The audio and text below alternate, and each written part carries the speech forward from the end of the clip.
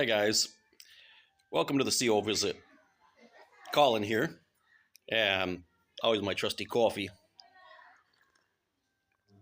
Thank you for clicking on this video on this Wednesday morning, April 16th. You ever had somebody show up at your house, one of those people that you know that if they ever come around, there's some motive behind it. They're going to ask you for something. And they show up and they kind of start, small talk first. And all the while in the back of your mind, you're thinking, all right, here it comes. What are they going to ask for? What are they going to say? Because that person never comes around for anything else. They don't just come around just because, just to visit or gab or anything like that or have coffee. No, there's always something they're going to ask for. That's kind of how the new arrangement is within the organization with removed ones. It's interesting. Last Sunday, as I habitually do, called my dad, and I was talking to my dad on the phone, and he's going through his own process, coming to his own conclusions in his own time. And I mean, I have to give it to him that he's in his 70s, and it's not easy, but he's coming to his own conclusions. And lo and behold, after over 15 years, it's been like 16, 17 years since he basically faded away. Interestingly, my parents were never disfellowshipped. They just kind of went inactive, faded away. Whether they intended that or not, it just happened. And all of a sudden, the brothers from the Princeton congregation, where he lives, showed up at the door, opened the door, and two elders standing there. Of course, my dad doesn't know them from Adam, right? But they said that they're from the congregation, and we're coming to see him, and you know what they were there for. And my dad was just like Stone Cold Steve Austin, basically, nah, and my dad pretty much cut that conversation short and said, it's been well over 15 years. What are you doing here now? What do you want? Oh, no. We're just, well, no. Yeah, me too. Not interested. Okay. I'm not going back there. I'm not interested at all in what you got to say. And that was it. Shut the door. And so, that's an experience that a lot of people have. It's interesting how at one point in time, how things change, how things come full circle.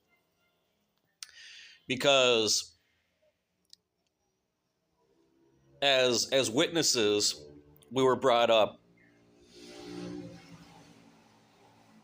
that under no circumstances, for example, it's just an example, under no circumstances would you set foot, you would not put one foot for any reason whatsoever in another church. That was something drilled into me ever since I was a kid. And it was backed up by actions. Those weren't just words. Those were backed up by actions. If you were a Jehovah's Witness and you had, let's say you're self-employed, you had a business. So there were, brothers, and I think a lot of congregations had this because they were common jobs. There were brothers that had, landscaping businesses. There were brothers, for example, there was a brother in my congregation that installed and restored wood floors. There was a brother like our good friend Justin who had a window cleaning service. There were ones that cut grass and things like that. My own mother. My mother had a sign painting business. She painted signs, hung signs, and did all that. And then later on, farther down the road, she got into the vinyl signs. So she had the plotter and the cutter and computerized, and you could cut basically any shape and any even decals, and that was a big thing. That was way back in the 90s when people were really getting into like putting decals on their trucks and stuff like that. And so she made that transition out of actually hand painting signs to vinyl, computer program, letters and things like that. And and you were not allowed to accept jobs or contracts from religious organizations or churches. Something as simple as that. Church calls you up and says, hey, so and so, we need you to come and install some sod or cut the grass or come and clean our windows. No, they wouldn't do it because that was contributing to Christendom. That was, supporting false religion. And so they wouldn't do it. And if you gave up those jobs, Jehovah would bless you, right? Because you were, losing that potential income. And of course, if you rejected them once because of that, and you know what the funny thing is? I mean, honestly, guys, honestly, when if a church called up one of these brothers and asked them for a job, do you honestly think they're going to tell the church, well, you know what? Sorry, but I can't support Christendom. I'm not, I can't support your false religion, so I'm not going to cut. You think they're going to say that? They should. I mean, you got Jehovah behind you. Why would you not say that? But there's no way. In all reality, they would not say that. They'd make up some excuse. Oh, right now yeah, I can suggest someone else for you. I'm busy right now. So they would cop out and they would say something else. Why? Because it's embarrassing. I mean, business is business. What does it have to do that it's a church or anything like that? Either you cut it or you wash the windows or someone else is going to do it. I mean, it's not like by you not doing it, you're affecting them somehow. But that's how it was. That's how it was when we were growing up. You would not do that. I remember my mom many times. There were different jobs, because the churches had signs, or they would, maybe they'd be participating in a parade or something, and hey, we need some letters for. No, couldn't do it. And that's the reality. And so, anyway, stuff like that. But getting back to, the motivation for the visits. You know, if a person, if their visit always has some other ulterior motive to it, then they're not really being sincere. The person shows up at your door, the elder or the whoever, when they're doing whatever they want to call it, shepherding call or whatever. They're not really there because they're interested in seeing you or really knowing how you're doing. What is their main focus? They want to get you back to the organization. They want to get you back in the Kingdom Hall, get you reinstated. So, my Jehovah's Witness friends, how about this? Why don't we change our way of thinking? What about if that person doesn't want to go back to the organization? What if during these years they had, some other experiences and they changed and they're not interested in that anymore? They don't want to be a witness. How about we just mutually respect each other and say, hey, we can have a relationship, but I'm not going to be a witness anymore. And you know what? You can be a witness. I don't care. I mean, that's fine. I'm not going to try to change you or convince you, and you're not going to do that to me. Let's leave that aside. How about that? Don't you think the world would be a different place if we could all do that? because otherwise, why even go there? If your motive is not truly to just see that person and talk to them, maybe sit down, have a coffee, shoot the breeze, catch up, hey, how have you been? But you can't do that, can you? You can't do that because that would surpass your limited contact, right? And that's the other thing. No one's fooled by. I mean, maybe because of whatever reason you fooled the judges in Norway, or maybe they willingly are being ignorant and turning a blind eye. But you're not fooling anybody else. We all know that the internal culture of the Jehovah's Witnesses is the same as it always has been. Okay, don't think everybody forgot about the disfellowshipping video that y'all removed from jw.org. Okay, where we can't have any contact, even a little bit, even asking me how I am. Well, wouldn't that be limited? I mean, just calling up a person, 30 seconds, a minute. Are you okay? Everything going good? Okay, bye. Wouldn't that be limited? But no, no, no, no. It's not that. Limited contact means maybe once or twice a year, maybe for a district convention or regional convention or whatever you call it now. I really don't care. Or for the memorial, that's it. Inviting them and getting them to come back with the thought that they're going to return to the organization, synonymous with Jehovah. That is your limited contact, because other than that, other than maybe those two occasions, you will not talk to that person at all. So nobody's fooled by your double talk. Okay, there is no contact. So it's kind of like these. I mean, just these ridiculous things that happened in the congregation. There was a guy that made a comment on one of my other videos where I mentioned something about the beards, and he said that, and this is so typical. I just laughed when I read it because I was like, I so believe that. It's so true. And I saw that happen in my congregation, where he told me this experience where a brother who was an elder got sick. I can't remember exactly what the comment was, but he had a surgery or he had cancer. Something happened where he was not able to shave for a period of time because it had something to do with his face and his neck.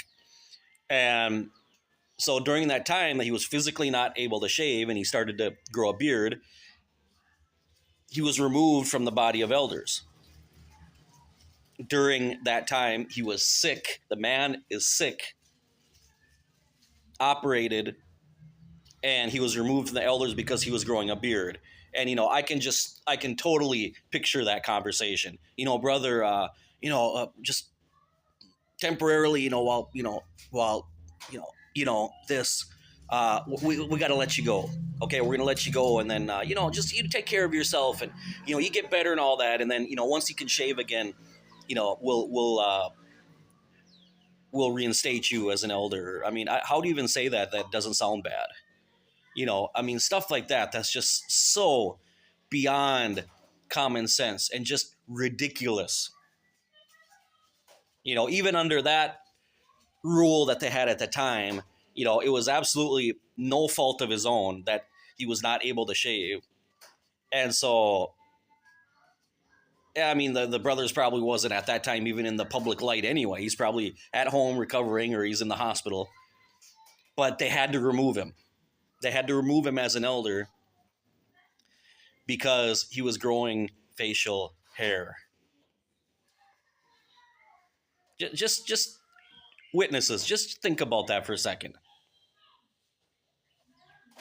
How ridiculous. How absurd. Now, I wonder now that it's a meme that my friend Jeff put up on Facebook about this girl having trousers with pockets in it. I wonder if the sisters' pants have pockets. Do you think that's allowed? Are they allowed to have pockets? Or is that too masculine? I mean, you know, the hell with practicality. I mean, let's just, they didn't say anything about pockets. So is that allowed? Is that okay? Or do we have to make another little rule about that per congregation? Like, oh, in this congregation, it's okay, but you don't know about the next one, or is it going to be one of those things like, like when I was growing up, like, cowboy boots and stuff like that. Well, in Texas, that's, down there, that's okay. But, just stupidity, absolute idiocracy. I mean, you can't think for yourself and just apply practicality and common sense to things.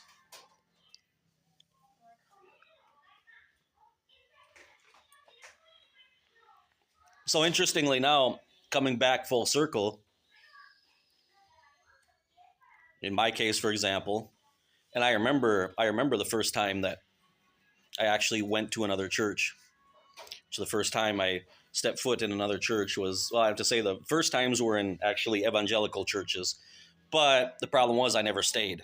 I never stayed there long enough to really get anything out of it or understand what was going on, because, um, going from being a Jehovah's Witness to all of a sudden entering a Pentecostal church, that's a shock to the system for anybody, So I never lasted there until later on. But the first church I went to, which I've talked about many times in my videos, where I actually stayed for the whole thing, was the Catholic Church. And the same thing though, any of those times that I went into churches, I was scared. I was scared. I was literally inside. I could feel myself like shaking, because I felt that, oh my goodness, I'm really going against God now. That was my mindset at that time. Now, fast forward, over 10, 11 years later, now with what I know and what I've experienced and all the things that I've discovered about the Watchtower organization, the one place I will never set a foot in ever again, under no circumstances, is a Kingdom Hall of Jehovah's Witnesses.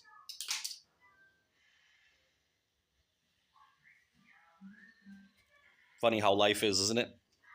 The big circle goes around, comes around, full circle. And that's what they taught me. What they taught me, I applied to them. And you know what? They don't hold up. You've been weighed in the balance and found wanting, Watchtower. Mene, mene, tekel, parson.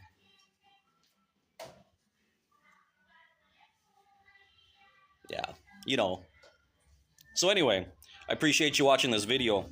And if you're not subscribed already, subscribe to the channel. Make sure you leave a like. That won't cost you a thing. And there's other ways that you can support the channel as well, as you already know. So thanks for watching.